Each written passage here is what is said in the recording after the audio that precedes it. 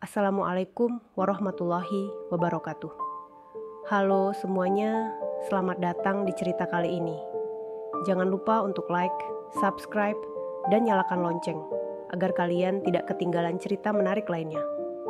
Kisah ini mengangkat cerita nyata yang penuh emosi dan ketegangan. Mari kita mulai. Aku masih ingat betul tahun itu, 2018. Usia masih 22 tahun, dan aku baru saja memulai pekerjaanku di sebuah kota kecil di Jawa Tengah. Tante Linda adalah istri dari saudara jauh ibuku. Usianya 37 tahun, tapi parasnya yang anggun dan sikapnya yang lembut membuatnya tampak jauh lebih muda. Tante Linda sering datang ke rumah kontrakanku. Awalnya hanya untuk memastikan aku baik-baik saja, karena aku baru pindah ke kota ini. Hari itu hujan deras, dan Tante Linda datang dengan alasan mengantarkan makanan. "Kamu pasti belum sempat masak ya?" katanya sambil tersenyum hangat. Aku tak pernah menyangka kehadirannya yang tampak sederhana itu akan menjadi awal dari serangkaian kejadian yang mengubah hidupku. Tante Linda adalah sosok yang sempurna di mata banyak orang. Dia seorang ibu rumah tangga dengan suami yang sering bepergian karena pekerjaan. Anak-anaknya sudah remaja dan sering sibuk dengan sekolah. Di balik senyumnya yang ramah, aku mulai merasakan ada sesuatu yang ia sembunyikan. Sebuah kesepian yang tak pernah ia ucapkan. Hubungan kami awalnya hanya seperti keponakan dan tante pada umumnya. Tapi entah bagaimana, semakin sering ia berkunjung, semakin aku merasa nyaman dengannya. Ada kehangatan dalam caranya berbicara. Cara ia memperhatikan setiap detail kecil dalam hidupku. "Kalau kamu butuh apa-apa, jangan sungkan bilang ke tante ya," ujarnya suatu hari sambil menepuk pundakku. Namun, semuanya berubah di malam itu. Malam ketika listrik di kontrakanku padam. Tante Linda kebetulan sedang berkunjung. "Ah, gelap sekali. Kamu punya lilin atau lampu senter?" tanyanya dengan nada khawatir. Aku mencari lilin, tapi hanya menemukan satu yang kecil, cukup untuk menerangi ruang tamu. Kami duduk berdua di sofa, ditemani hanya cahaya lilin yang redup. Ada sesuatu dalam suasana malam itu. Keheningan yang panjang dipenuhi hanya dengan suara hujan di luar. Aku merasa jantungku berdetak lebih kencang ketika Tante Linda berbicara dengan nada pelan, hampir seperti bisikan. "Kamu pasti sering kesepian ya, di sini sendirian." Aku menatap matanya, mencoba membaca apa yang ia pikirkan. Tapi tatapan itu terlalu dalam, terlalu sulit untuk dimengerti. "Kadang-kadang, Tante," jawabku akhirnya. Dia mengangguk pelan, lalu tersenyum kecil. Tapi senyuman itu bukan senyuman biasa. Ada sesuatu yang membuatku gelisah, membuat pikiranku bercampur aduk. Malam itu menjadi awal dari perasaan yang sulit aku kendalikan. Setelah malam itu, pertemuanku dengan Tante Linda semakin sering. Tidak ada lagi alasan kunjungan seperti membawa makanan atau memastikan aku baik-baik saja. Dia datang dengan santai, membawa senyumnya yang khas dan cerita-cerita ringan tentang kehidupannya. Tapi ada sesuatu yang berubah. Kami mulai berbicara lebih lama, tertawa lebih sering, dan terkadang diam yang hadir di antara kami terasa lebih bermakna daripada kata-kata. Hujan menjadi penghubung kami. Setiap kali langit gelap dan rintik-rintik mulai turun, aku bisa menebak bahwa Tante Linda akan mengetuk pintu rumahku. Seolah hujan menjadi alasan baginya untuk mencari kehangatan. Dan aku, yang awalnya merasa ragu, mulai terbiasa dengan kehadirannya. Suatu sore, saat hujan deras, Tante Linda datang dengan pakaian basah. "Maaf, aku tadi lupa bawa payung," katanya sambil tersenyum. Aku segera memberinya handuk dan menawarkan teh hangat. Dia duduk di sofa, rambutnya masih sedikit basah, dan wajahnya terlihat begitu alami, tanpa riasan. Aku tidak bisa mengalihkan pandangan. "Tante, kenapa sering kesini akhir-akhir ini?" tanyaku tiba-tiba, mencoba menahan perasaan yang mulai menggangguku. Dia terdiam sejenak, lalu menatapku dengan mata yang sulit dijelaskan. Kamu membuatku merasa hidup, jawabnya pelan.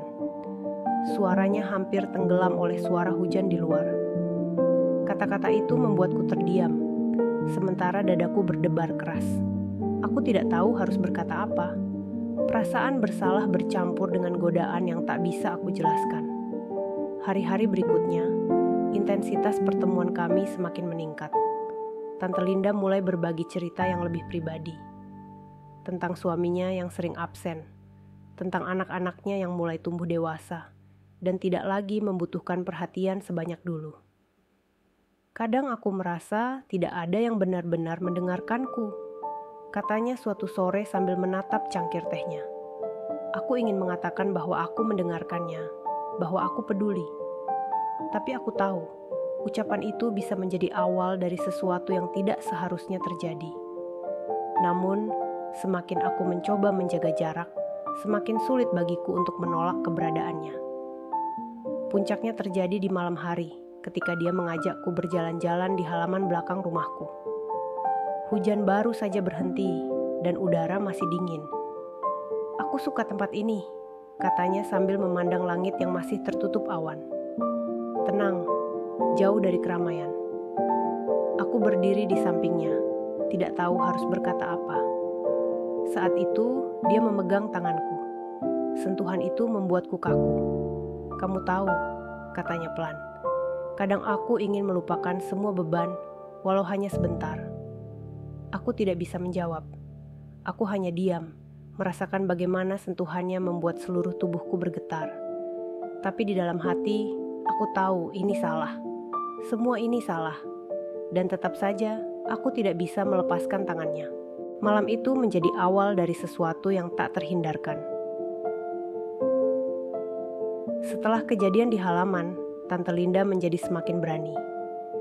Dia tidak lagi hanya datang untuk berbicara atau membawa makanan. Ada sesuatu dalam caranya memandangku, berbicara padaku, yang membuat setiap pertemuan menjadi lebih intens. Aku bisa merasakan bahwa kami berdua sedang bermain dengan api. Hari-hari berlalu dengan suasana yang semakin tegang. Aku mulai merasa terganggu dengan pikiranku sendiri. Rasa bersalah dan keinginan yang bercampur menjadi satu. Tapi di sisi lain, aku tidak bisa menolak. Setiap kali Tante Linda mengetuk pintu, aku tahu aku seharusnya menjauh, tapi aku tetap membukanya. Suatu malam, sekitar pukul 9, Tante Linda datang lagi. Kali ini, dia mengenakan gaun yang sederhana tapi anggun, sesuatu yang membuatnya terlihat berbeda dari biasanya. "Aku hanya ingin mampir sebentar," katanya sambil tersenyum kecil. Tapi aku tahu, dia punya alasan lain. Kami duduk di sofa seperti biasa, membicarakan hal-hal ringan. Tapi malam itu berbeda. Ada jeda panjang di antara kalimat-kalimat kami, seolah masing-masing sedang mencari keberanian untuk mengatakan sesuatu yang lebih dari sekadar obrolan biasa. Dan akhirnya, dia yang memulainya. "Kamu pernah merasa seperti terjebak?" tanyanya tiba-tiba. Matanya menatapku tajam, seperti mencoba membaca pikiranku. Terjebak antara apa yang benar dan apa yang kamu inginkan. Aku tidak tahu harus menjawab apa. Pertanyaan itu terlalu dekat dengan apa yang aku rasakan. Kadang-kadang, jawabku akhirnya. Suaraku terdengar pelan, hampir seperti bisikan. Dia mengangguk pelan, lalu mendekatkan tubuhnya sedikit. "Aku tahu ini salah," katanya. "Tapi, aku tidak bisa berhenti memikirkanmu." Kata-kata itu menghantamku seperti petir. Aku ingin berkata bahwa aku merasa sama, tapi suaraku tertahan.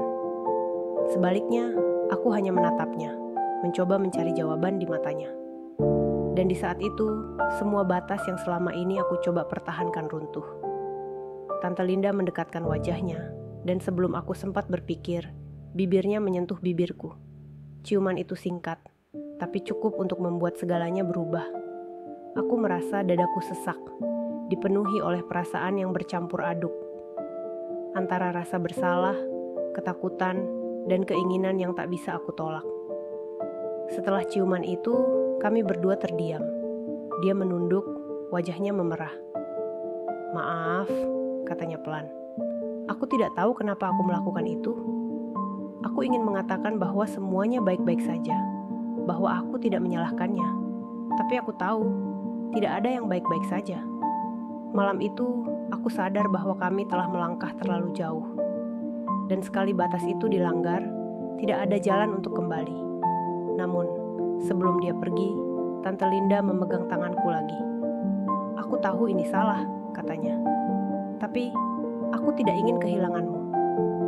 Aku hanya bisa mengangguk, tidak mampu mengatakan apa-apa. Malam itu, aku duduk sendirian setelah dia pergi, mencoba memahami apa yang baru saja terjadi. Tapi satu hal yang pasti, hidupku tidak akan pernah sama lagi. Terima kasih telah menonton cerita ini sampai selesai. Kisah ini mengajarkan kita bahwa setiap tindakan memiliki konsekuensi, dan bermain dengan api bisa membakar lebih dari sekadar perasaan. Jangan lupa untuk menjaga batas dalam hubungan agar tidak melukai diri sendiri dan orang lain. Jika kalian suka dengan cerita ini, jangan lupa untuk like, subscribe, dan nyalakan lonceng notifikasinya agar tidak ketinggalan cerita menarik berikutnya. Tulis pendapat kalian di kolom komentar. Bagaimana menurut kalian kisah ini? Apakah ada pelajaran yang bisa diambil? Sampai jumpa di cerita selanjutnya. Wassalamualaikum warahmatullahi wabarakatuh.